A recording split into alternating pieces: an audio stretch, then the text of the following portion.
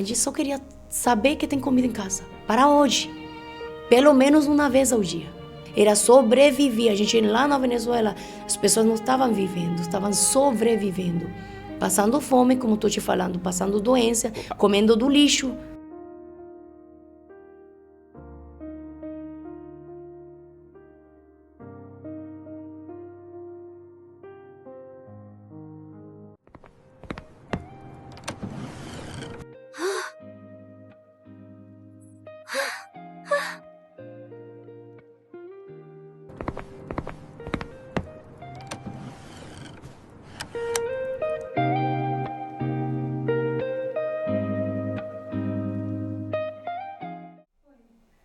Olá pessoal, sejam bem-vindos a mais um programa Antes do Pijama.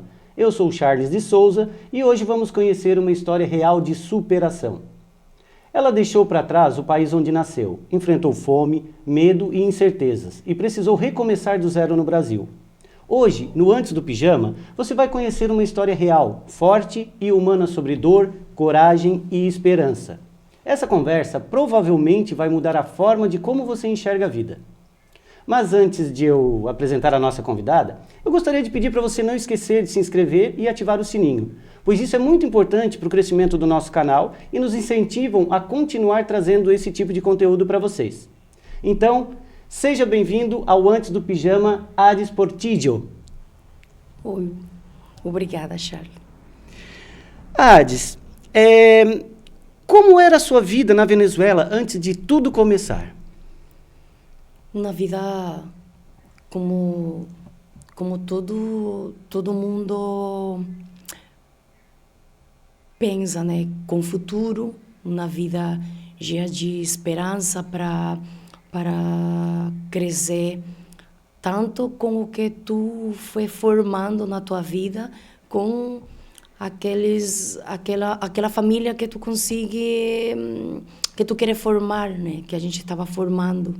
Então, era uma vida tranquila, uma vida com nossa família, em reuniões, unida, com muitas coisas para crescer, né? Muito crescimento.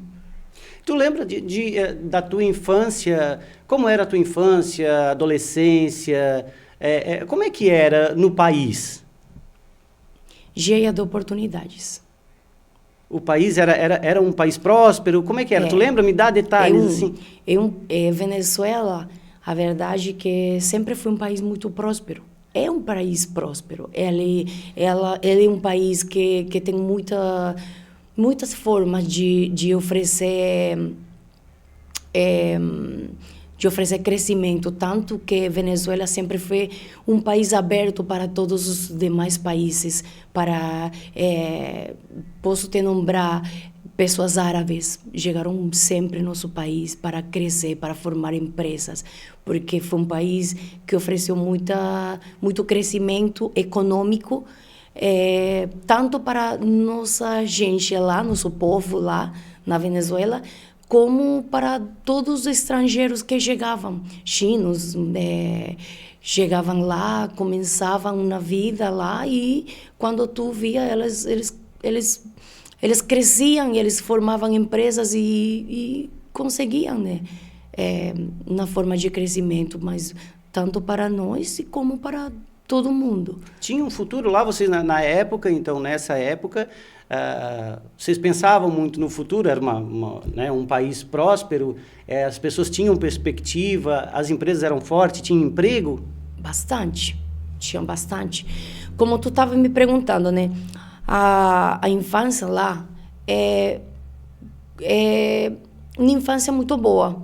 A gente tinha educação, a gente tinha muita, como te falo, oportunidade de sair, de viajar, de conhecer teu país, tive uma infância de oportunidades, de tanto estudo, aquele estudo que a gente faz normalmente nas escolas, mas também tinha oportunidade de cursos, qualquer tipo de cursos para tu aprender, para tu crescer.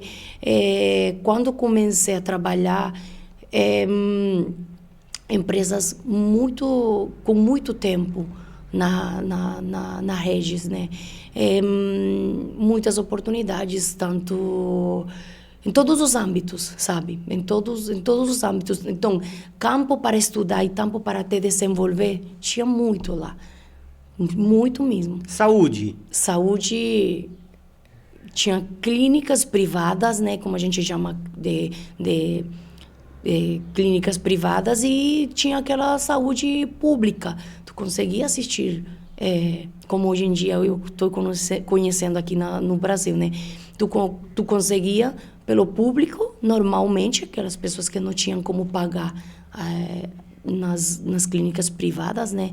E tinha a oportunidade de tu poder pagar, porque também as empresas ofereciam a seus trabalhadores, a seus funcionários, ofereciam planos de saúde. Tranquilamente, a gente conseguia tranquilamente pagar e poder assistir nessas clínicas privadas. Quem era a Ades antes de vir para o Brasil, na Venezuela? O que você fazia? Quem era a Ades lá? Então, para vocês conhecerem um pouco mais, conhecer ao início de quem que era eu sou uma pessoa que me destaquei sempre nos estudos, porque sempre quis ter um pouco a mais do que geralmente as pessoas pensam, né? Estudar e ir trabalhar.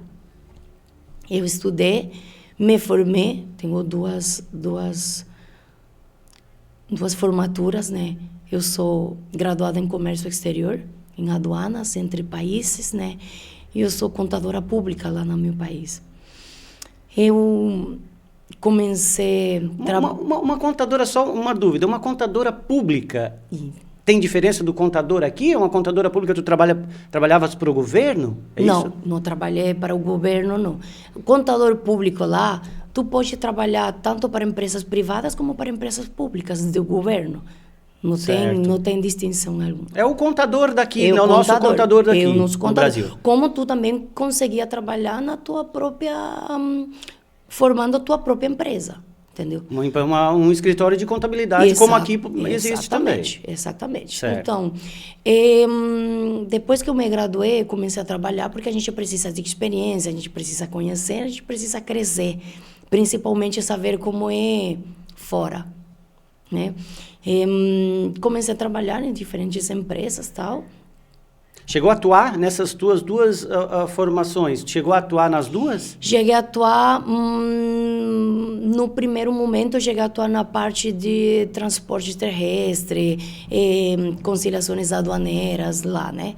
Mas em uma empresa privada, de transporte privado, tá? Certo. E depois cheguei a trabalhar 6 anos, mais ou menos, praticamente como gerente em uma empresa. Essa empresa importava tudo que era confeiteria, né? E, querendo ou não, eu me relacionava com todas aquelas documentações que tinha que ver entre países, né? Também cheguei a trabalhar nessa parte, que cheguei a cuidar muito dessa parte do RH, e cheguei a trabalhar também na parte do contador, de contadoria, né? Certo. Então, quem que era eu?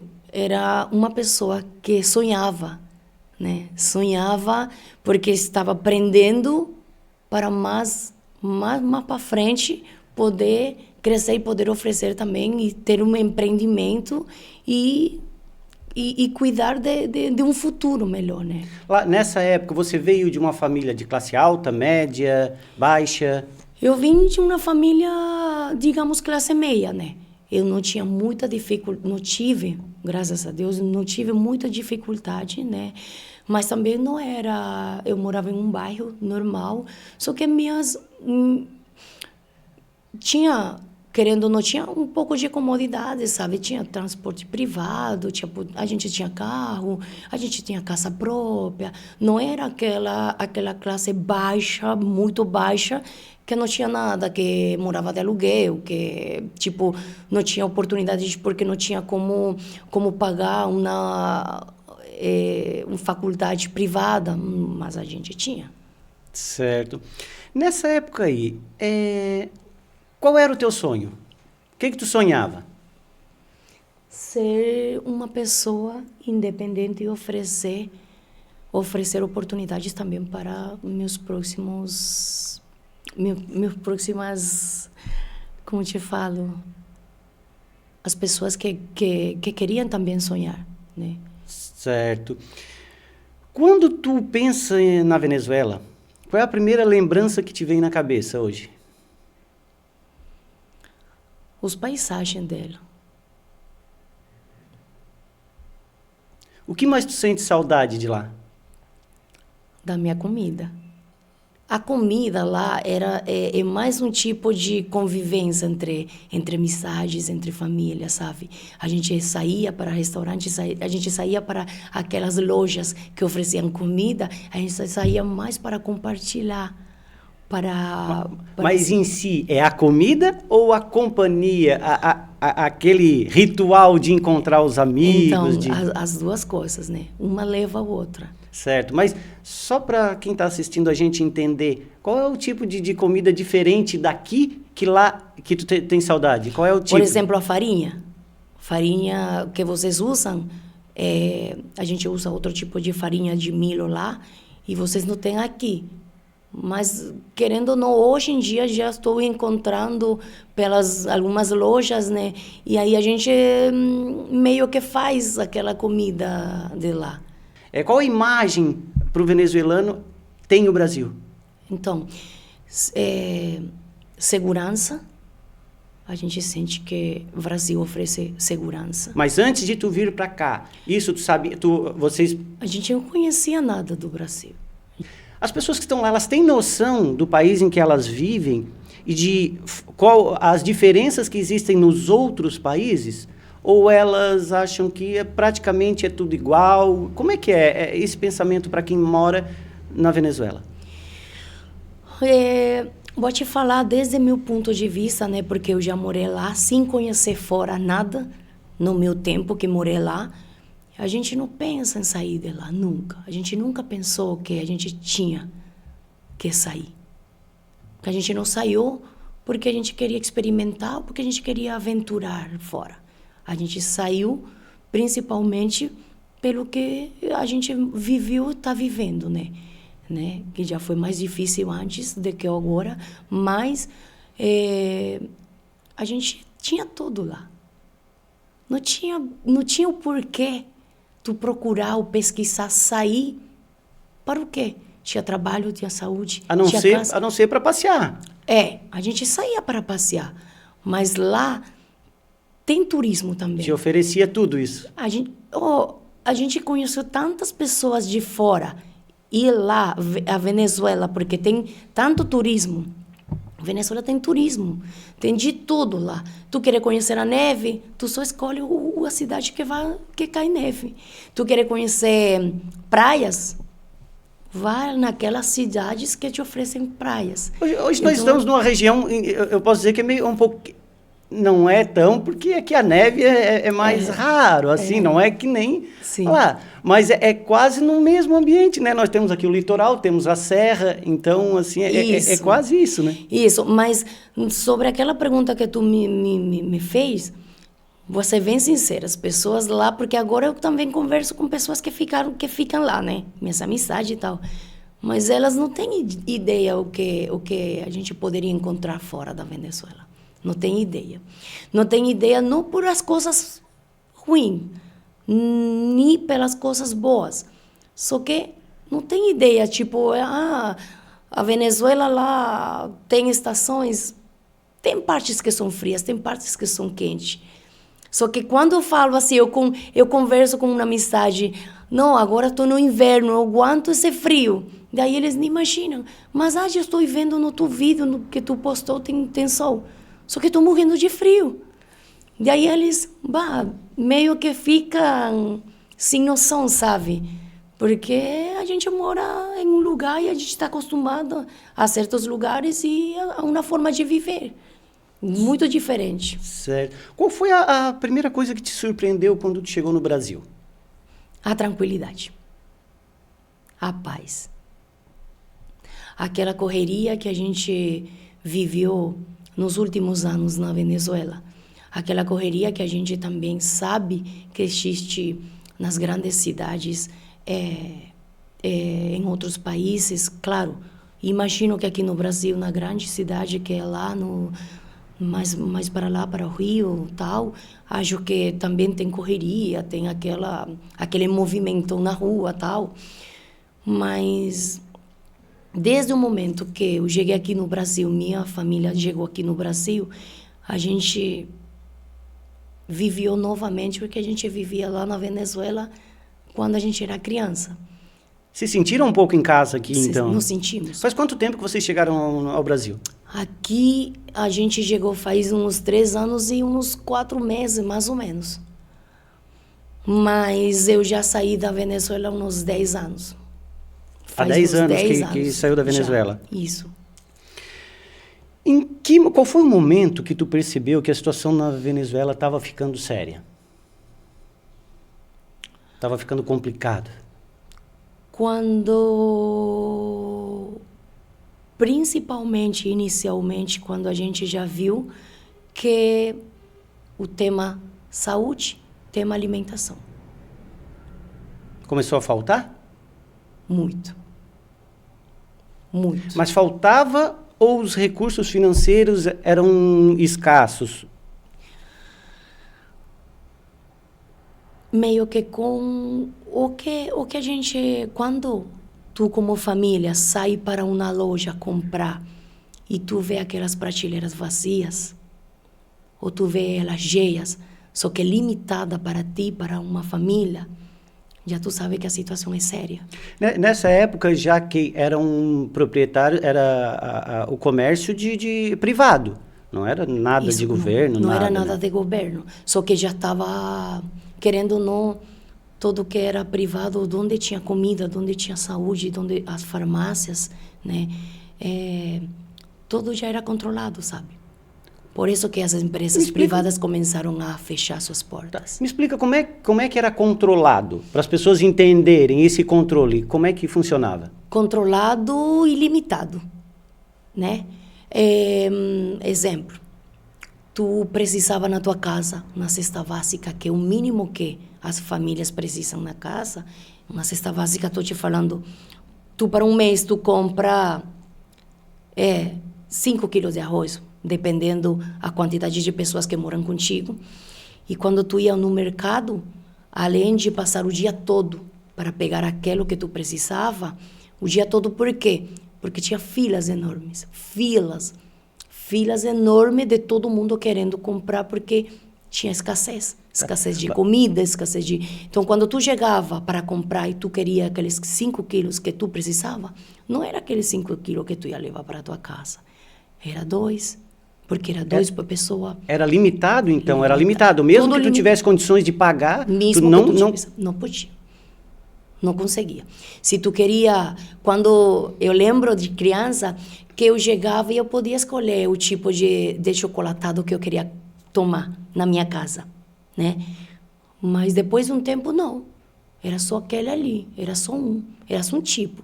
Era só um tipo, se gostasse, se não gostasse, ninguém se importava. Tu levava e, além disso, te limitavam. De arroz era só 2 quilos. Tinha dias que tu passava o dia todo esperando para comprar. Tu chegava, os que controlavam, recolhiam todo e guardavam para o próximo dia. Pois é, mas esse controle, porque como eram empresas privadas, comércios privados, tinha um dono. Esse dono ele não tinha intenção de vender o quanto mais ele vendeu, ou existia uma fiscalização? Alguém fiscalizava que, tu não pode vender mais do que isso para as famílias. Isso. O que acontecia? Que saía da mão dos donos poder vender o que eles queriam. Porque tu, como empresa, tu quer vender tudo. Tu quer ter o lucro. Só que era controlado, por isso que estou te falando, era controlado, né? Existia fiscalização enquanto a que estava pessoal de guardas nacionais aí presente, eles que controlavam a saída. Eles visitavam muito os comércios assim, ficavam lá visitando, olhando? Já ficavam direto nas grandes lojas Atacadão, como vocês sabem aqui, né? Atacadão que vendem E tudo era controlado mesmo. Controlado, e eles que tomavam decisão. Já o dono praticamente não tinha decisão nenhuma. Entendeu? Por isso que tomavam a decisão de fechar suas portas já. Vendiam o que tinha, fechavam suas portas, e muito começou o desemprego. Começou todo mundo a apresentar necessidades. Necessidades que são as primeiras necessidades que o humano tem, né, para poder sobreviver. Tá. E esses comércios, tu me contasse aqui, vocês chegaram a ter comércio, né? Era seu, era da família? Como é que era esse comércio? Era precisamente de compra e venda de cesta básica, Era como se fosse um mercado. Um mercado, é isso. Não era tão grande, né? Porque a gente também estava iniciando. E isso foi em que época? Já era na época ruim ou não? Vocês pegaram Não, a época boa? A gente começou na época boa, na época... Que podia vender livremente. Podia vender livremente, não tinha fiscalização. A fiscalização normal que deve ter, né? Para tu vender um produto de consumo humano, tudo estava em regra. Aquela fiscalização que era normal. Certo. Para saber que tu estava vendendo um produto bom, de qualidade. Exatamente, de qualidade, na validade. Mas não a questão da quantidade. Não. Tu podia comprar, se tu tinha para comprar tudo aquilo, tu podia comprar e vender. E tinha no mercado para comprar? Conseguia? Conseguia. Fornecedores, enfim. Isso, só que depois não passou muito tempo, quando começou a... Tu recorda mais ou menos o ano? 2013, 2014, tá. Mais ou menos. Esse foi o período que era bom ou esse período já estava ruim? Não, já estava ruim. Ficando... Então, mas quanto tempo vocês tiveram comércio lá? 2 anos e meio, 3 anos. 2 anos, 3 anos. Mais ou menos. Poxa, então foi bem recente, assim. Vocês conseguiram trabalhar livremente num período que de 1 ano, 2 anos? Livremente, porque para a Venezuela ficar do jeito que ficou e a gente pensar já em sair, não é um processo que vai virar de um dia para outro, de 1 ano para outro. É um processo que já faz tempo via construindo e acabando com tudo que a Venezuela oferecia, né? Só que, para mim, eu estava muito nova para entender muitas coisas que estavam acontecendo no meu país. Eu estava dedicada a meus estudos, estava dedicada a outras coisas. Só que já tinha pessoas que alertavam e sabiam o que estava acontecendo, que já via uma coisa atrás da outra, né? Então, agora a gente pensa, a Venezuela está bem agora? Não está bem porque precisa passar um processo que leva tempo. Então, para a Venezuela, de Venezuela boa a Venezuela ruim, passa um processo que foi grande, um processo que foi muitos anos. E eu consegui ainda pegar um pouco daqueles anos que foram bons, entendeu? Eu tive lucro, eu tive como conseguir minha casa própria, como me superar e como ter coisas próprias, né? Mas posso te falar que depois da minha época, os que já vinham nem conseguiram graduar ou terminar na faculdade. Porque épocas diferentes, oportunidades diferentes, porque o país já não te oferecia. Mas pelo menos eu consegui alguma coisa, eu consegui crescer, eu consegui ter aquela oportunidade de negócio, de crescimento, e quando vi, praticamente cortaram minhas asas. Na hora de realizar, começar a realizar o sonho. Na hora de sair, de começar a realizar o sonho, de me independizar, de poder continuar crescendo, parece que tudo virou e decaiu, né? Tu me falasse ali que o primeiro sinal, né, de que as coisas não estavam bem foi na questão alimentar, né? Tu me falasse ali. Você chegou a passar fome lá? A família? A minha família não chegou a passar fome, não. Mas tivemos muitas dificuldades para poder comer, para poder conseguir as coisas no dia a dia, né? Quando tu está acostumado a comer, a fazer um cafezinho, a convidar a teus amigos para tomar um café em casa, para fazer aquilo ali, oferecer para teu vizinho algum tipo de alimento, já não mais. Mas vocês tinham condições porque vocês conseguiam ainda de trabalho, assim, ou porque vocês conseguiram guardar algo? Porque a gente tinha guardado porque, como estou te falando, né, eu tinha um negócio, então assim, uma loja que vendia, que produzia ainda, e eu conseguia guardar vendo a situação que já estava começando a ser um pouquinho mais difícil, a gente já resguardava alguma coisa, começávamos a comprar e resguardar. Isso, e no final do do comércio de vocês, como é que era? No início tu comprava normal, tu podia vender à vontade, tudo, né? Com lucro normal. Já nos últimos anos, quando tu viu que a coisa começou a ficar ruim, que a família começou a ver, como é que era essa questão da compra de produtos? Como é que era daí essa fiscalização, né? Dentro do teu comércio, tu vê alguém ali dizendo, tu não pode vender, vocês foram repreendidos em algum momento? Tu lembra de algum fato assim? Sim, era o que a gente vivia dia a dia. Não só a gente, todo mundo, todo o comércio. É tu sair só da tua casa e saber que todo mundo, quem que está na rua, está procurando comida, que está procurando serviço, que está procurando o que eu posso fazer para ganhar um dinheiro, para voltar para minha casa com 1 quilo de arroz. O que eu posso fazer? Vamos trocar, bora trocar, tu tem muito feijão, eu tenho açúcar, vamos trocar. Começou a gerar aquele troque, aquela procura.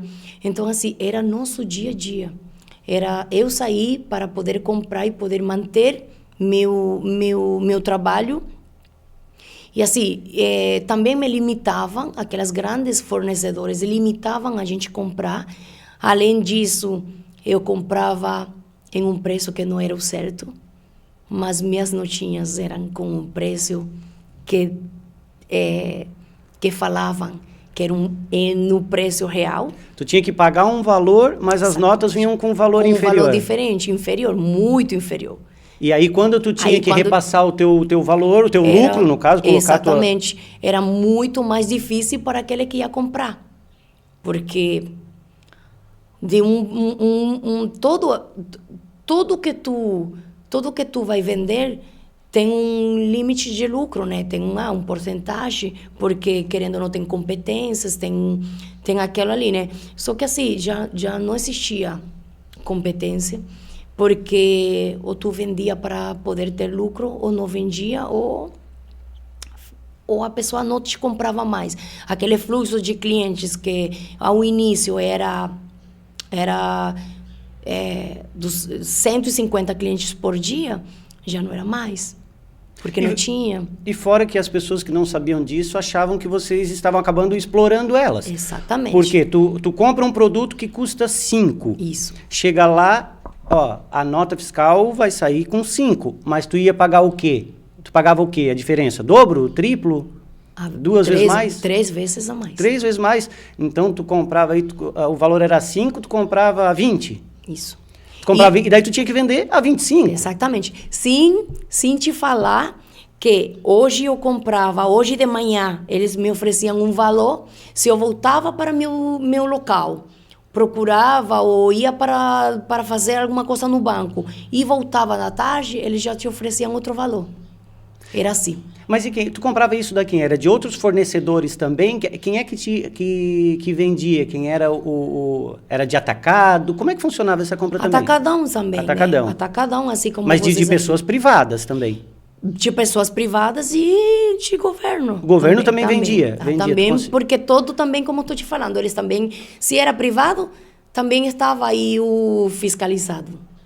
Só que todo era... E, por exemplo, eu estava no meu local de trabalho, vendendo, se chegava uma fiscalização e eles pediam minha nota e eles viam quanto que eu estava vendendo, se eles achavam errado, eles podiam pegar toda a mercadoria e levar. Chegasse a perder alguma vez a mercadoria? Cheguei a perder tudo. Perdeu tudo? Tudo. Mas essa fiscalização te retirou tudo por questões de valores? Porque também existe a extorsão, né? Então, a gente que tinha alguma coisa assim, tipo, algum local, alguma loja, a gente tinha aquela extorsão Tinha que pagar algo para... Tinha que pagar para te deixar trabalhar dignamente. Mas se tu não chegava a combinar aquele acordo que só eles queriam, só beneficiava eles, tu poderia perder tudo. E tu não tinha quem recorrer? Não tem.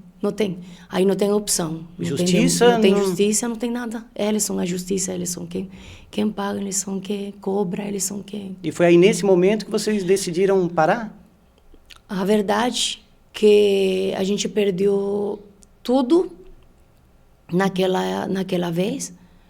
A gente pensou em iniciar novamente. A gente começou devagarzinho.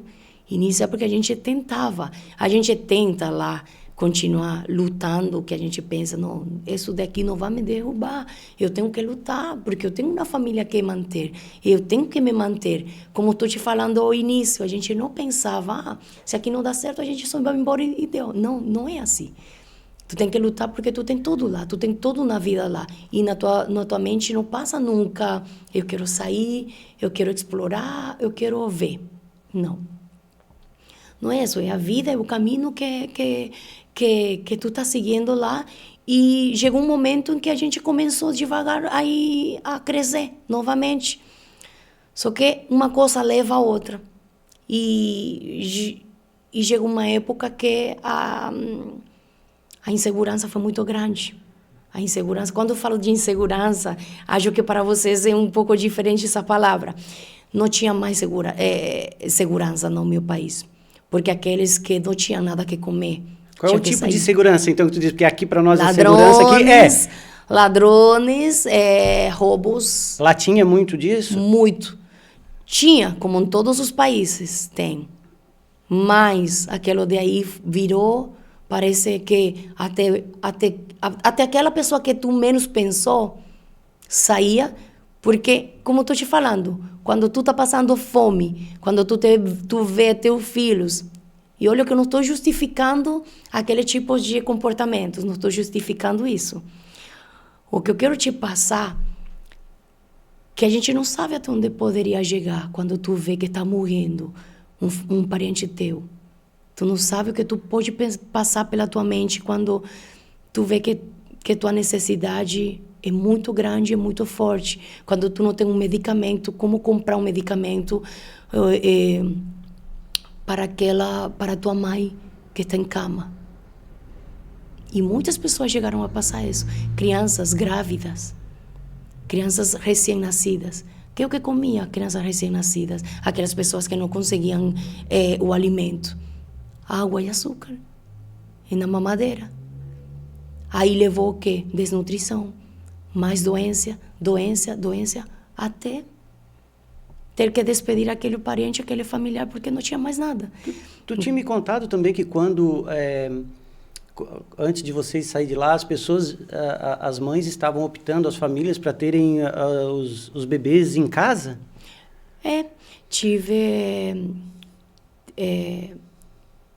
Tem histórias de ter que estar os bebês em casa. Que era mais seguro? Seria mais seguro? Era mais seguro porque chegava lá e a saúde não te atendia, estavam lotados de doenças, né? Porque estou te falando, se tu não consegue como se ver com um médico uma doença que tu está tendo agora, tu acha que tu vai melhorar? Sendo que tu não está tomando nenhum remédio. Tu não tem como ir na farmácia porque tu não tem, primeiro não tem dinheiro, porque não tem trabalho. Ficou sem trabalho, ficou sem dinheiro. Mesmo que tem dinheiro, tu ia na farmácia, tu não achava aquele medicamento, tu não encontrava nenhum tipo de medicamento para tu tratar aquela doença. Uma doença leva a outra doença. Entendeu? Então, assim, os hospitais ficaram cheios de pessoas doentes. Com diferentes doenças, né? Com diferentes dificuldades, passando além de aqueles acidentes que geralmente acontecem, né? Geralmente passa. E chegou uma época que a gente também atravessou por uma doença da chikungunya. Não sei se chegaram a escutar. Sim. Foi uma doença que levou muitas vidas por conta de... Já eram pessoas que já ficavam doentes ou por conta que realmente não tinha não tinha o que tomar. Essa questão da segurança, assim, Exatamente. ela saiu do controle? Saiu do controle. Assim, as pessoas que tu não imaginava já estavam... Tu podia criar alguma, sei lá, um frango, tu poderia criar, ou tu poderia ter... As pessoas plantavam para ter algo que comer? Isso.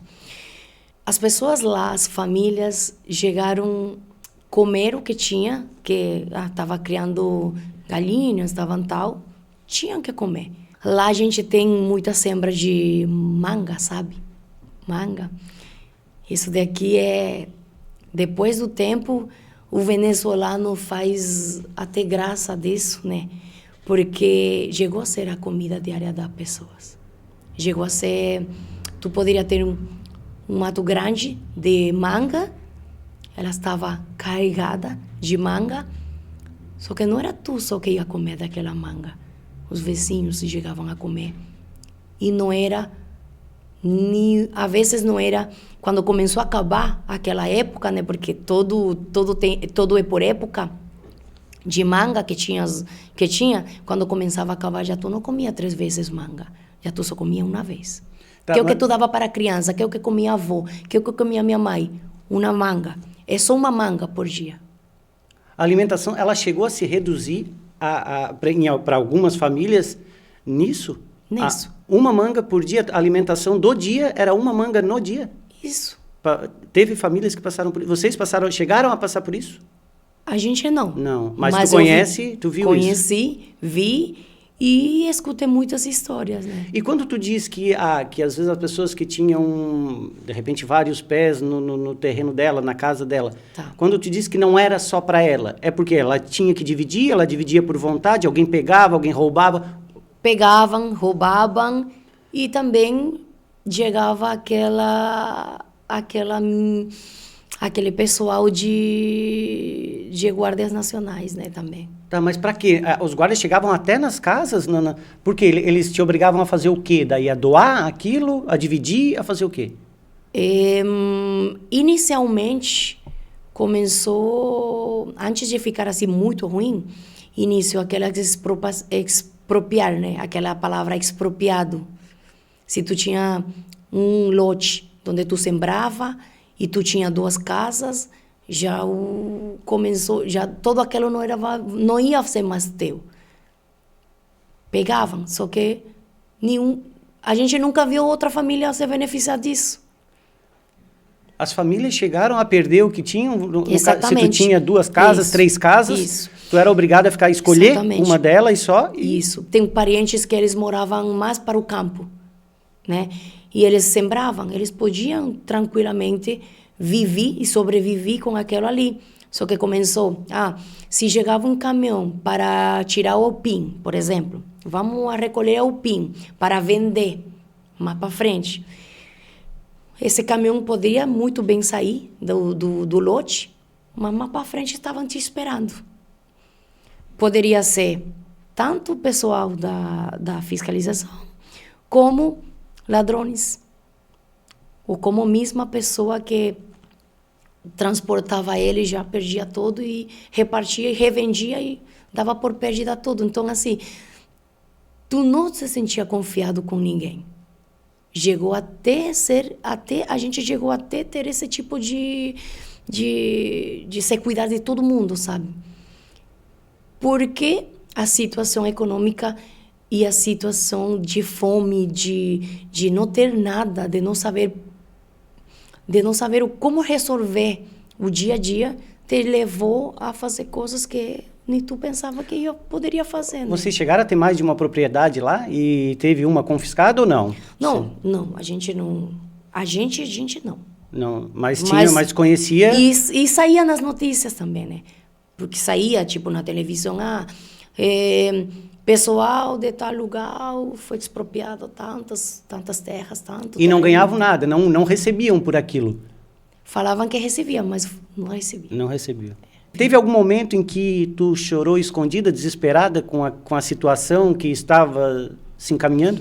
Vários momentos. Vários momentos, porque na minha cidade, tem fronteira com a Colômbia. Eu morei bem na cidade que tem fronteira com a Colômbia. A gente, meu pai, meu marido, os homens da casa, eles tiveram que ir lá, cruzar a fronteira por caminhos que não são legais, arriscando sua vida, para poder encontrar daquele lado a mercadoria que era nossa ainda, para poder pagar mais caro ainda, para poder voltar com um pouco e poder comer.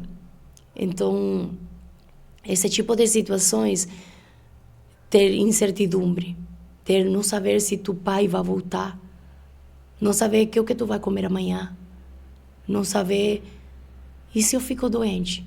E se meu menino me fala que tem um dor simples, um dor de ouvido, um dor de garganta, um dor de barriga? O que eu vou fazer? Como eu poderia? A quem que eu vou? Se as pessoas que me podem ajudar, os lugares que eu posso ir, são negados, não te atendem e tu não encontra. E estou te falando de coisas simples. Imagina aquelas famílias que têm pessoas passando por uma doença de câncer, uma doença maior, sabe? Aquilo ali era já se resignar. Como é que a crise ela afetava as pessoas emocionalmente? Tu via as pessoas já não viviam mais felizes, Era todo estresse, era todo, como estou te falando, a gente saía na rua e a gente não podia sair tranquilo com teu celular. Tinha que deixar o celular em casa para poder ter ele mais um pouquinho e ninguém te pegar ele, nem roubar ele. Tu sair e não saber se ia encontrar transporte para tu ir e voltar. Era só andar, porque não tinha transporte. As pessoas, obviamente, na escassez, não estou te falando que Venezuela atravessou uma escassez só de comida e de saúde. Estou te falando que foi escassez total, geral. Por empresas que fecharam suas portas e saíram da Venezuela. A gente não tinha como arrumar um carro. Encontrar peças para um carro. Então, assim, era aquele sustento da tua casa, porque tu trabalhava na rua com teu carro para transportar pessoas. Não tinha mais. Quebrou uma peça do carro, só deixar o carro lá na casa e não ter como encontrar mais aquela peça. E quando encontrava, às vezes, o valor... O valor era exagerado, tanto que tu já não podia pagar aquele valor, porque não ia valer a pena, e aquele carro tu perdia trabalho, tu perdia tudo. Então, a gente que precisava de um transporte, tu saía para a rua e às vezes tu tinha que andar quilômetros e quilômetros para tu chegar ao lugar, ou aquele parente que precisava de ti, mais do que tu estava precisando, e tu ia andar e voltar. Aqueles que ainda tinham trabalho, eles não tinham como ir em transporte. Eles iam andando, para não perder aquele trabalho que já era um luxo, né? Era algo que é um privilégio ter um trabalho. A pessoa trabalhava, então, lá para ela, simplesmente para comer. Só para comer. E não para comer completo. Simplesmente era para comprar o mínimo que tu podia ter em casa. Saúde nem pensar, de comprar medicamento não... Não tinha. Roupas tu usava até... Aí a gente se intercambiava, começava a intercambiar. Eu já estava com isso daqui que já não dava para mais, vamos refazer. A gente se reinventou. Pessoal que ficou lá. Reformava roupas, reformava sapatos e... Imagina tudo que tu conseguia poder fazer até com lixo. Vocês chegaram a fazer isso? A gente se reinventou. Todo mundo se reinventou, na verdade. Tu viu assim, vocês chegaram a ver amizades ou famílias assim sendo destruídas por essa situação assim? A gente começou a ver, entender porque que de repente, casais de tantos anos, pelo estresse, né, começou o que tu me estava perguntando anteriormente, como que afetou emocionalmente as pessoas essa situação. Afetou tanto que as pessoas que meio que eram tranquilas já não tinham essa tranquilidade, tinham só estresse. Pagar as contas que a gente devia, passar o dia todo fora de casa para poder voltar com alguma coisa, já tu voltava em casa com estresse. Então, querendo ou não, isso levava um problema, levava o outro. Tinha parentes que brigavam porque eu chegava então na tua casa, eu via que tu tinha um pouquinho mais do que eu te pedia, tu já, olha, mas aquilo ali é para resguardar um pouquinho a mais, para que dure um pouquinho a mais. E a gente não tinha aquele entendimento para eu entender pelo que tu tá passando. Não, a gente não queria nem saber. A gente só queria saber que tem comida em casa. Para hoje. Pelo menos uma vez ao dia. Pelo menos. Era o que interessava. Era sobreviver. A gente lá na Venezuela, as pessoas não estavam vivendo, estavam sobrevivendo. Passando fome, como estou te falando, passando doença, comendo do lixo. Isso, a tua família chegou a passar assim com uma refeição por dia? Chegaram a passar. O que comiam? Com uma refeição no dia, o que chegaram a comer a tua família? Chegaram a comer só arroz. Só, por exemplo... Tinham pais que deixavam, então, de comer? Para os filhos? Obviamente. Nessa época tu tinha filhos, os teus filhos nasceram lá? Os meus 2 primeiros filhos nasceram lá. A verdade que eu não esperei até chegar até esse ponto. Na minha família. Pois é. Na minha família. Mas tu viu muitas pessoas ao redor de ti ali? E meus parentes mais próximos, né? Vi como eles até passaram um dia todo sem comer e só iam comer no próximo dia, de noite, só uma vez. Até o pai de família sair o dia todo para ver o que achava, voltar para poder comer de noite, só um dia, e aquele pouco para dividir. Os que mais precisavam ter filho é aqueles aí que vão comer, porque não sabemos se o dia de amanhã vai ter. Os pais se sacrificavam muito lá, então, também? É natural, né? Tá, e irmãos maiores, por exemplo, também se sacrificavam. Conheci famílias que tinham um irmão, por exemplo, de 20 filhos. Um de 20, um de 25, por exemplo, e outros mais crianças. Aquele irmão não comia. Era só aqueles mais pequenos. Porque não dava. A quantidade que tinha em casa não dava para comer.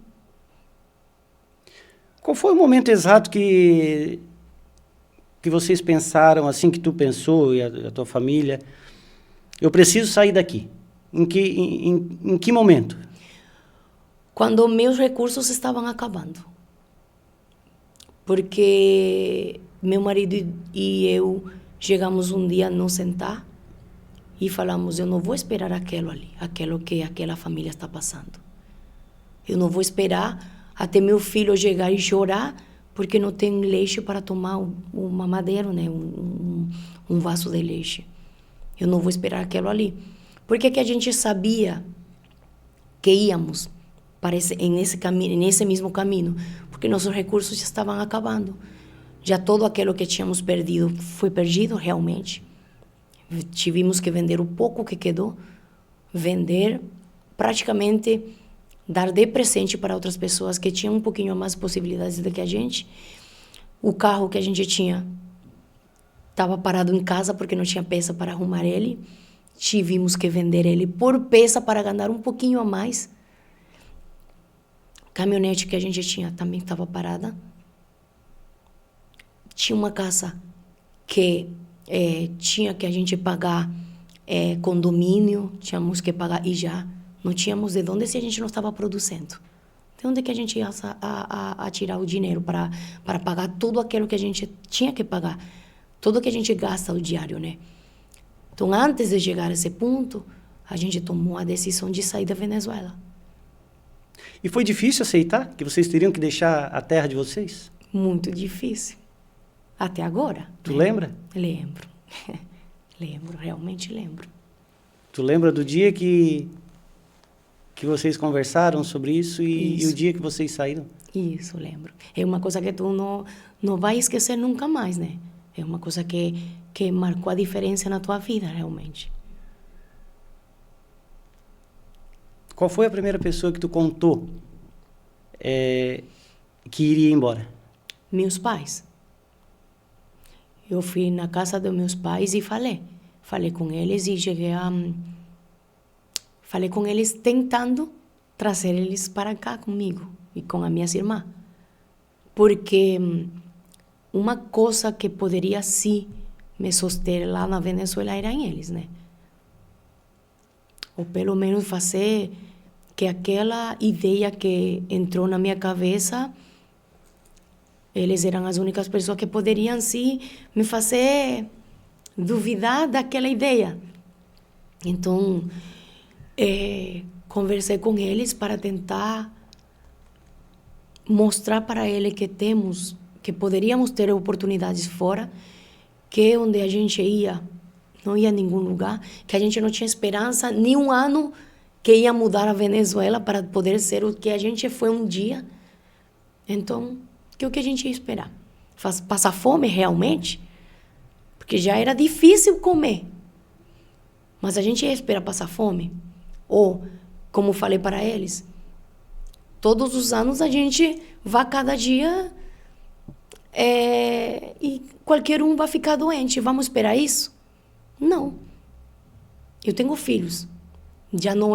Já quando tu olha dessa forma, já tu nem olha para ti. Já tu olha para aquele futuro, para aqueles filhos. Que é o que tu, como pai, vai oferecer para eles? E eu falei para eles, não pense mais em mim, porque vocês fizeram o seu trabalho comigo. E fizeram muito bem. Pensa neles. Pensa nas minhas irmãs, que estão muito novas ainda. Você é uma família de quantas pessoas? Somos minha mãe, meu pai e somos 4 irmãs. 4 irmãs. Isso. E vocês, quando vieram em quantas pessoas? Todas. Quando saíram de lá? Todas. Todas? Pai, mãe, irmãs? Todas. A gente não ia ficar uma de nós lá. Não ia. A gente é muito unida. A gente é uma família. Eu cresci com muita união familiar. Então, assim, como estou te falando, quando eu cheguei a conversar com meus pais, claro, as minhas irmãs eram de menores ainda, né? Quando a gente saiu, e não tinha opção. Não tínhamos opção. E nessa questão de sair, é tranquilo de sair do país? Nesse momento foi tranquilo para sair do país? Não. Principalmente pela regulação de documentação, né? Primeiramente, a gente queria sair com todo em régua para poder trabalhar certinho no país que a gente ia chegar, para poder mostrar o que a gente o que a gente estudou, por exemplo, para poder dar continuidade. Por exemplo, meu filho mais velho agora, né? Ele estava cursando lá, por exemplo, o 1º grau. Eu precisava trazer toda a sua documentação certinha para mostrar que ele já estava próximo para dar continuidade. E assim mesmo, por exemplo, como eu te demonstro que eu sou contadora pública se eu não tenho minha documentação certinha? E eu trouxe. Só que assim, todo aquele processo, entidades públicas não trabalhavam direto. Tu entrava na web para poder agendar, para poder fazer uma documentação, passaporte, tua identidade, se não tinha, ou estava vencida, tu tinha que renovar para poder fazer um documento, para fazer outro documento, daí levar o outro, e poder sair certinho. Só que não existia. Ninguém te atendia, a página web caía, nunca tu conseguia entrar. Daí tinha que pagar. As mesmas pessoas que trabalhavam com isso, pagar um monto exagerado para eles, porque assim era como eles podiam viver. E a gente, graças a Deus, até o momento, como eu te falei, a gente tinha como pagar, a gente pagava, mas tudo estava certinho, entendeu? Era só passar de um processo simples, passava a ser toda uma história, não de um dia, de vários dias, até meses, para tu poder conseguir uma documentação. Tinha gente que desistia, então? Tinha gente que desistia. Por causa da burocracia e da demora e da falta de vontade, às vezes. Porque... E o que te cobravam hoje, daqui um mês eles já te falavam, daqui um mês não, daqui uma semana tu ia... Não, mas já não é aquele monto que a gente conversou na primeira vez. É outro. O valor é outro. A gente tinha que pagar para tu poder receber aquela documentação. Como estou te falando, o transporte, difícil. Comprar uma passagem no avião, difícil. Tudo é difícil. Mas a gente, não, nem todo mundo saiu em avião, né? A gente saiu em carro, em ônibus, depois avião e depois só ônibus.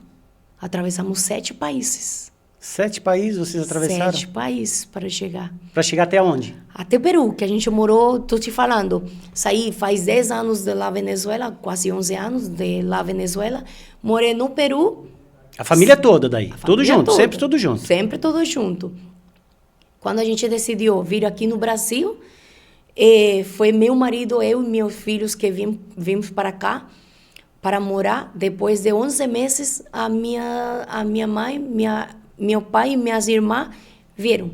Porque nessa vez a gente decidiu fazer diferente.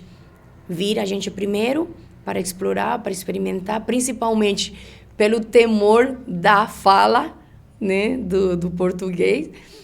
Mas depois que a gente se estabeleceu um pouquinho aqui, a gente conseguiu falar com eles e trazer eles. Quando vocês saíram de lá, o que tu levou na mala? Documentação. Roupa para meu filho. Pouquíssima. Muitas malas? Não, só uma. Uma mala para a família? Uma ou duas, só. Porque imagina tu ter que andar lugares onde tu não conhece, onde tu não sabe, curtíssima, muito pouco dinheiro, e andar como se tu fosse viajar de turismo, né? Que a gente tivemos a oportunidade de viajar como turista para vários países e outra coisa. Mas naquela ali não. Aquela ali era mudar tua vida toda para outro país. Só que não tinha como levar filhos, malas e ir em ônibus e ir andando, trajetos longes, andando com filhos pequenos. Então, nessa mala só tinha umas quantas roupinhas do bebê, documentação e só. E então, vocês precisaram deixar alguma coisa para trás? Todo, né? Todo. Casa própria tem ainda lá. Enquanto a coisas materiais, está me falando? Isto. A gente deixou tudo lá. A gente só trouxe o que tinha, que tu nesse dia tinha vestido, né? E é isso, só.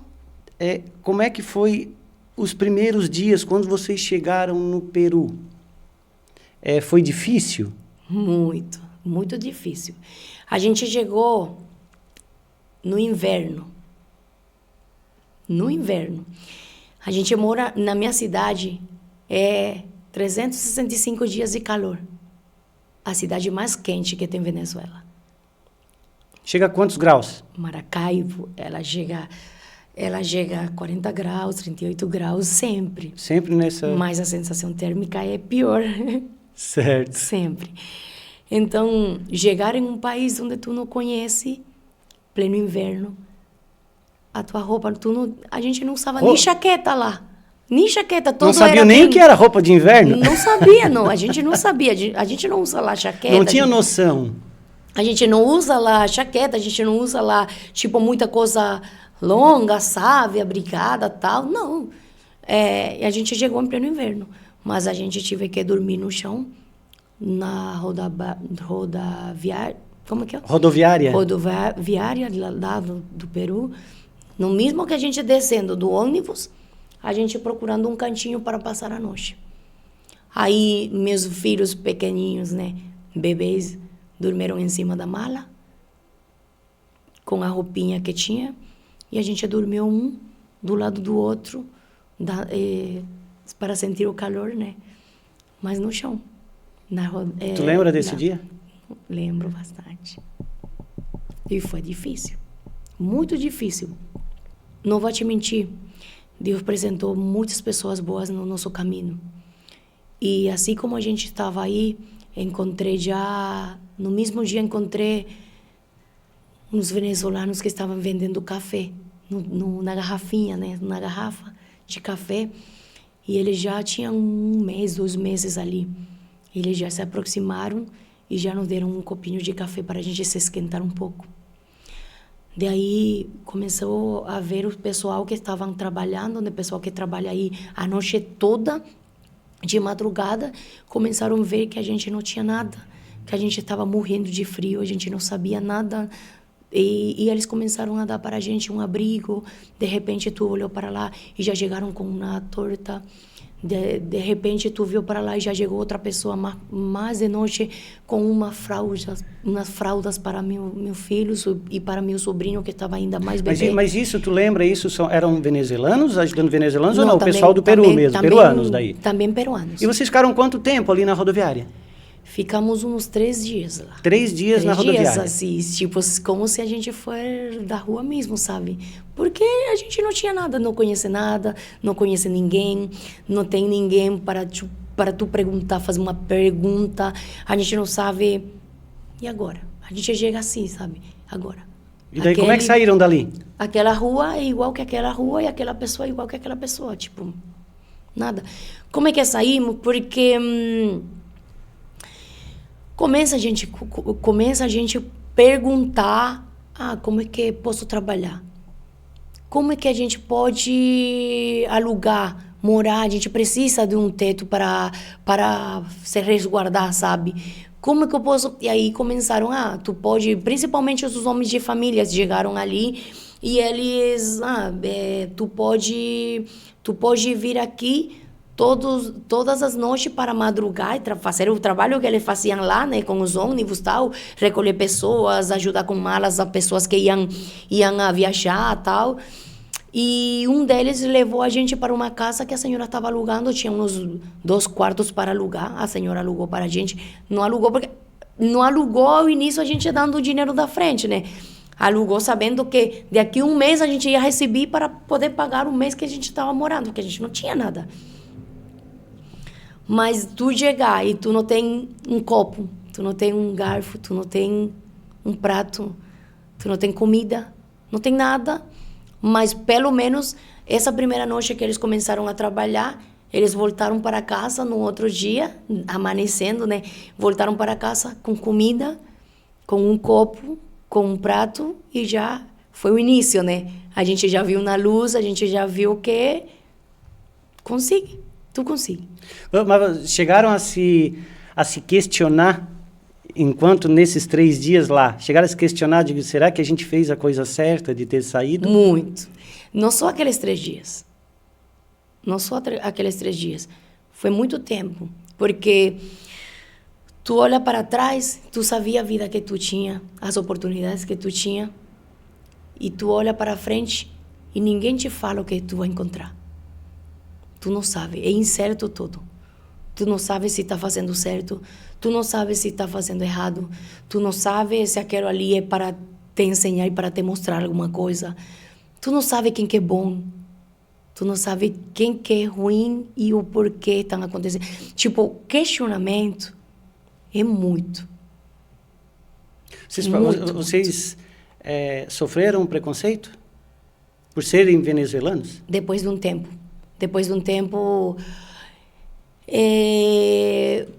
o ano que a gente chegou lá no Peru, a gente não era muito conhecido.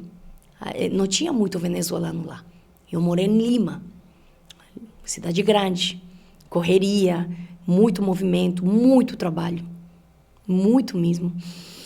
Então, a gente, nos 2 primeiros anos, a gente viu muito benefício. A gente começou, como eu estou te falando, né? Trabalhamos em rua. Eu trabalhei vendendo um arroz com leite na rua, no semáforo. Né? Só que é difícil para ti, só que isso te ensina e te mostra com o tempo. Com o tempo que tu sabe o porquê que acontecem as coisas, pensa, isso daí deviou de passar para realmente eu valorizar todo aquilo, o eu ver as coisas de diferente forma, sabe? Só que depois daqueles 2 anos, começou a chegar muito venezuelano, começou na cidade, tem também muitos ladrões, tem também muita coisa que tu não consegue também ter segurança. Então, aquilo ali começou a virar não por conta dos venezuelanos, por conta dos venezuelanos e por conta dos peruanos daquele país. Porque já tu via que essas oportunidades eram menos, começamos a ter xenofobia, muita mesmo. Xenofobia? Isso. Essa foi a palavra. Vocês sofriam com isso? Muito. Tanto que a gente chegou a sair por conta disso. Esse foi o principal motivo de vocês decidirem sair de lá. Isso. E de lá foram para onde? Para cá, para o Brasil. Aí já vieram para o Brasil. Já vimos para o Brasil. E como é que os brasileiros receberam os venezuelanos aqui? Quando, por uma segunda vez, meu marido e eu nos sentamos para falar, temos que sair, a situação está virando igual da Venezuela. Esse país não nos está oferecendo oportunidades. Está consumindo nossa saúde mental. É um perigo. E estavam com a família toda? Continuavam com a família toda? Toda. É um perigo meu filho estar lá na escola e sofrer algum abuso. A gente tem que tomar uma decisão novamente. Temos que começar de zero, novamente. Mas quando a gente tocou o tema do Brasil, a gente tinha opções. Opções tu vai ter. Estados Unidos, lá, Espanha, tal. Só que economicamente a gente não tinha como. Porque tu já saiu da Venezuela cerado mesmo. Tu chega a um país a construir, que não é fácil já a pessoa que está morando. Não é a mesma coisa tu sair de tua cidade para outra cidade, mas no teu mesmo país, que sair de um país para o outro país é totalmente diferente. Porque eu lá na Venezuela, todos os bancos me conheciam. Me ofereciam cartões de crédito. Aqui no Brasil, lá no Peru, quem que era eu? Ninguém. Entendeu? Então, é construir. E quando a gente se sentou e falou, tá, vamos no Brasil. Mas eu falei assim para meu marido. Se lá no Brasil eu me sentisse confortável, eu não saio mais de lá. Porque empezar de zero não é fácil. Mas se a gente tivesse que começar de zero, tenho certeza que a gente já passou por muito e vai ser muito mais fácil do que quem não passou. Mas assim, a gente chegou e a gente viu que vocês, as pessoas, têm aquele acolhimento com o pessoal de fora. Paisagem, muito paisagem, que Venezuela também tem. O trato, como vocês tratam as pessoas que estão a seu lado. É muito parecido o que a gente tinha lá na Venezuela. É só saber, quando começou a gente ver que vocês, no final de semana, chega, é churrasco com família, é churrasco com amigos, é churrasco com vizinho. É a gente. Eu que era Venezuela antes. Então, a gente principalmente se sentiu muito em casa. Então, pela dificuldade, por não poder ir para outro país, acabaram escolhendo o país certo. Vocês pensam dessa forma? Isso. Pode-se dizer também, isso? Também porque quando a gente pesquisou, né? Porque tu só pode pesquisar. Tu não pode dizer... Alguém vai me falar a verdade de onde está morando. Alguém vai falar a verdade quando está morando lá nos Estados Unidos. Porque poderiam estar te mentindo, poderia estar te falando que realmente é mil maravilhas. Ou realmente passa dificuldades, né? Mas assim, a gente sabe pelas notícias que tem países que dá para morar tranquilamente. Tem países que acontecem muitas coisas naturais que a gente... nunca viveu na Venezuela, por exemplo. Tu pode hoje ter alerta de tsunami. Não quero saber nada. Então, a gente fuge daqueles países que tem principalmente aquela aí. Espanha, a gente escuta muito, que tem bastante preconceitos também, insegurança, voltamos àquela palavra. Tem muitas questões de tu não ficar muito tranquilo na rua. E quando a gente viu e analisou que aqui no Brasil, principalmente nessas cidades de Criciúma e tal, a gente viu que poderia se ter um pouco mais de oportunidades. Eu, nessa época, depois de viver tudo o que vivi lá na Venezuela e o que vivi lá no Peru, eu escolhi não potência. Eu não me interesso mais por potência, eu não me interesso mais por países desenvolvidos, por aquela história de aqueles contos que te vendem de estou aqui, olha, que aqui posso fazer aquilo ali, é um país desenvolvido, é aquilo ali. Não. Eu procurei mais tranquilidade, eu procurei mais refúgio, eu procurei mais oportunidades de crescimento mais tranquilo, sabe? E pelo que eu leí, pelo que eu escutava, pelos vídeos que eu comecei a ver das primeiros venezuelanos que começaram a chegar nessas cidades, eu que eu vi, me identifiquei com o que eu cresci, família unida, tranquilidade. É isso aí que eu quero. E aqui no Brasil aqui? Porque a gente é muito... Aqui hoje, tu diz assim, a questão das leis hoje estão muito ao pé da letra, tu não pode chamar o amigo de um determinado nome. Exatamente. Que tu pode ser processado, é isso? Exatamente, isso me impressionou bastante. Isso foi que tocou muito, nos tocou muito, sabe? A gente venezuelana tem outro tipo de comportamento. Não, mas a gente já teve também, a gente já teve isso. Olha, tu vê o comportamento de um venezuelano com outro... E aquilo ali parece que eles se conheceram da vida toda, sabe? E podem ter uma confiança incrível e podem chamar de qualquer coisa, que não vai ficar bravo. E ainda se tu fica bravo, é pior. É pior, né? Mas aqui a gente se tocou muito com isso. E era um tema que eu falava muito com meus filhos. Porque a gente, por costume... Acha que pode, que aqui vai falar e pode ser... repreendido por isso. Pode virar um problema. Então, isso que tocou bastante. E eu acho muito legal. Tipo, todo no limite, né?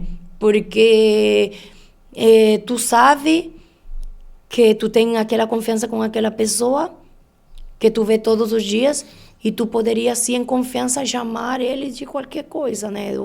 Tipo, de ter aquela intimidade. Só que vai que alguém te escuta. Daí é como que excessivo para nós, porque temos outro ponto de vista, certo. Porque temos outro tipo de comportamento. Então, para a gente, não, aquilo ali é excessivo.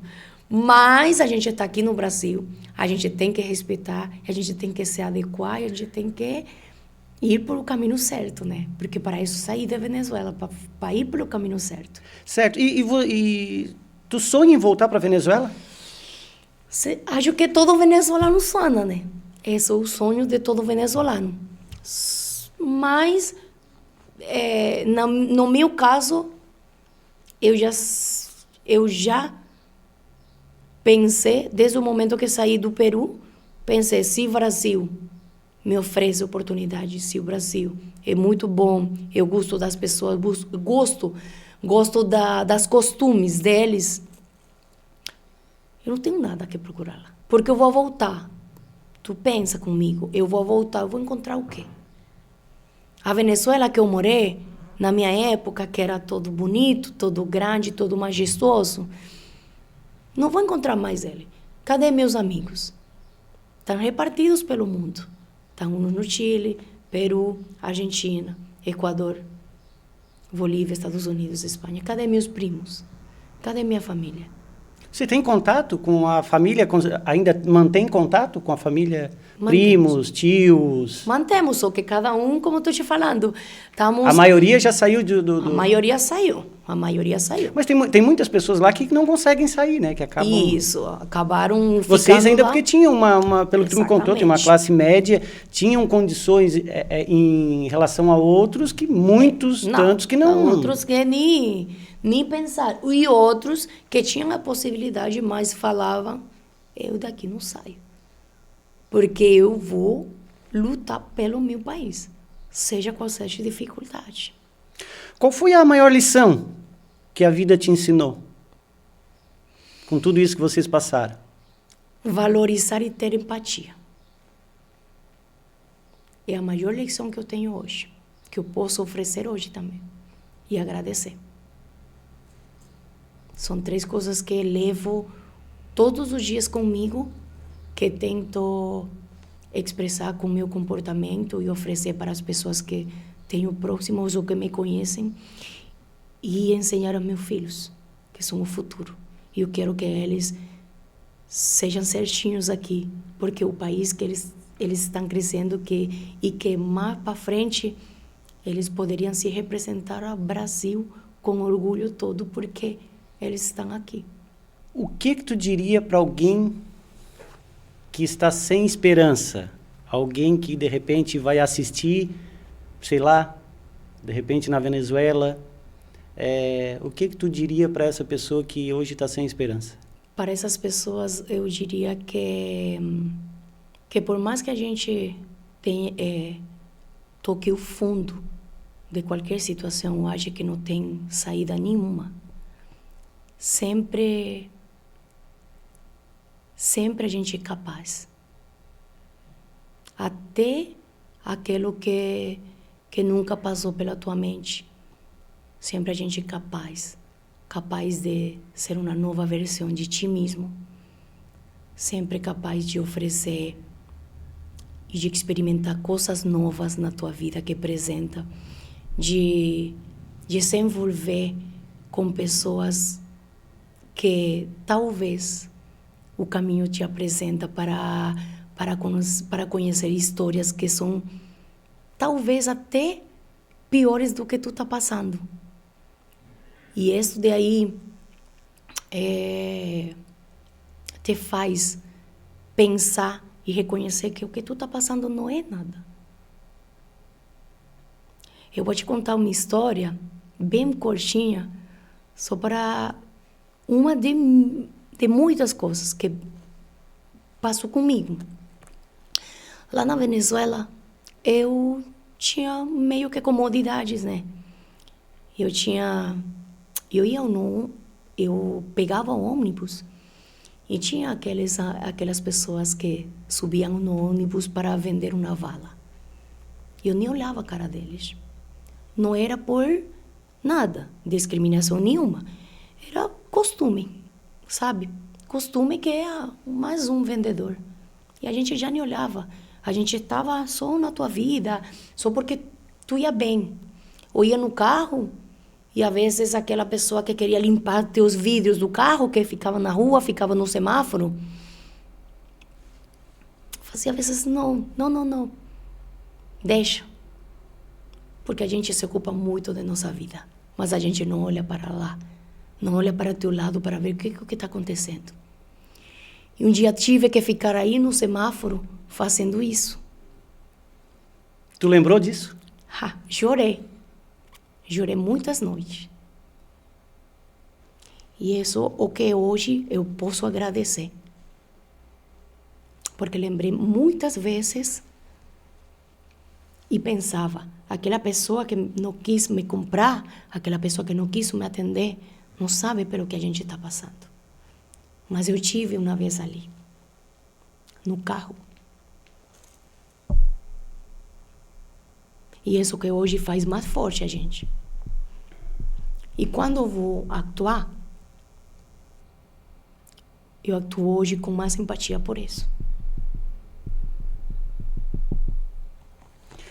Depois de tudo que tu viveu, o que ainda faz acreditar na vida? Para mim que temos um Deus todo-poderoso, que tu não vê Ele,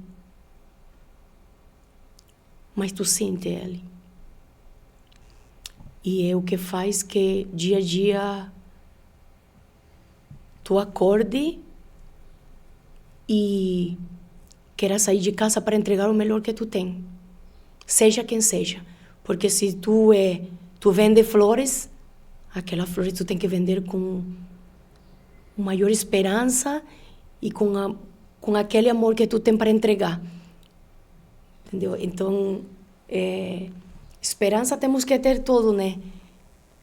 Tem tanta... Hoje em dia a gente vê nas notícias Tem tantas pessoas passando fome em outros países que estão pior que Venezuela. Tem tantas guerras em outros países, tem tantas dificuldades. Tu pode ver uma pessoa passar, sorrir, mas tu não sabe o que é detrás dessa sorriso. Esse sorriso que tu não sabe as dificuldades e tu passa pelo lado e não me se importa. Às vezes tu bota uma palavra, mas às vezes é mais fácil tu ser um motivo de esperança para outra pessoa se aproximar, dar uma mão, dar um abraço, dar uma palavra de conforto, do que ir pela vida sem nenhum tipo de objetivo, sabe? Então, quando tu tem um objetivo, quando tu eres feliz com o que tu tem hoje, tu não fica perdendo tempo com coisas que não são mais importantes. Para a gente finalizar, 2 perguntas aqui. O dia mais triste que tu viveu na Venezuela? O dia que eu tive que sair, né? Para deixar tudo atrás. Eu lembro muito quando ia no Uber, com a mala, meus filhos e meu marido, que íamos para o aeroporto. Olhei para trás e eu via como deixava cada vez mais longe minha casa. Com tantas histórias, sabe? É triste. O dia mais feliz no Brasil? Quando no meu atual emprego acreditaram em nós e deram oportunidade. Porque eu sabia que era o começo de muitas coisas boas. Era só me apresentar uma oportunidade para eu poder aprender-me dela e mostrar o que eu sou e o que a gente tem para mostrar. Hoje a Ades e a família estão felizes? Estão. Meus pais hoje em dia também estão conquistando uma casa, porque a felicidade não é aquele material, aquela casa, mas é o que o primeiro tu precisa ter para formar teu lugar, né? Tua crescimento, tu ver para trás e tu saber que tu tá conquistando, que não ficou para trás, que não foi que aquela esperança que quando tu saiu de lá, tu saiu realmente para fazer alguma coisa diferenciada. E a gente está fazendo. E eles estão todos felizes. Todas as oportunidades que cada um tem hoje em dia são boas, mas a paz que a gente encontrou aqui no Brasil, os vizinhos, as famílias, as oportunidades na escola, ver como a força aprendeu. Estamos ainda aprendendo a falar português, assim, é uma coisa muito... experiências, né, boas que com certeza nunca a gente também vai esquecer. Então, se eu posso falar hoje em dia uma coisa, eu posso falar que hoje eu estou em casa. Hoje estou em casa, porque a gente já aceitou que teus amigos é só vídeo, que dos outros parentes vão a ser vídeo. E dói quando tu tem que se despedir, ou uma Natal, por exemplo. A gente se vê e aquela alegria, aquela casa grandona com muitas de família, desde a avó até o mais pequenininho, já não é mais, porque aquilo ali acabou. Mas pelo menos a gente agradece que eu tenho meus pais aqui, eu tenho minhas irmãs, que a gente está em um vídeo, que a gente está confortável, sabe? E hoje em dia eu posso falar que eu estou em casa. Legal. Ades, então a gente está chegando aqui ao fim desse programa. Eu queria te agradecer, porque foi um programa, para mim, muito emocionante também, né? E eu desejo a vocês o maior sucesso em que... Não era... Em que uma família sai de um país dessa forma. Sim. E vem para o Brasil. Então, eu desejo tudo de melhor para vocês. Graças. Assim, tá? Então, muito obrigado por essa história, por compartilhar com a gente. Não era para mim estar assim. Eu agradeço também muito o convite, tá? Agradeço porque é minha primeira vez que eu estou passando uma entrevista, passando assim alguém que se interesse pelo que a gente passou. Eu te agradeço muito, tá? Pelo esse espaço, para abrir esse espaço para eu contar partes, né?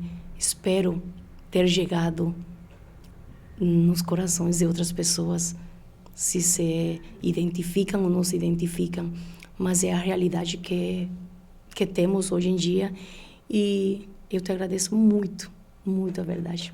Experiência maravilhosa. Obrigado. Obrigada também. Bem, gente, não era para me estar tão assim emocionado, mas hoje a gente ouviu muito mais do que uma história sobre imigração. A gente ouviu sobre coragem, perdas, recomeços e sobre continuar vivendo mesmo quando tudo parece desabar. Que essa conversa faça você valorizar mais a própria vida, a própria família, e nunca esquecer que por trás de cada pessoa existe uma batalha que ninguém vê. Obrigado por estar com a gente em mais um Antes do Pijama. E não esqueçam de seguir a gente nas redes sociais do Antes do Pijama, em se inscrever e ativar o sininho no YouTube para não perder nenhum episódio. Até o próximo programa.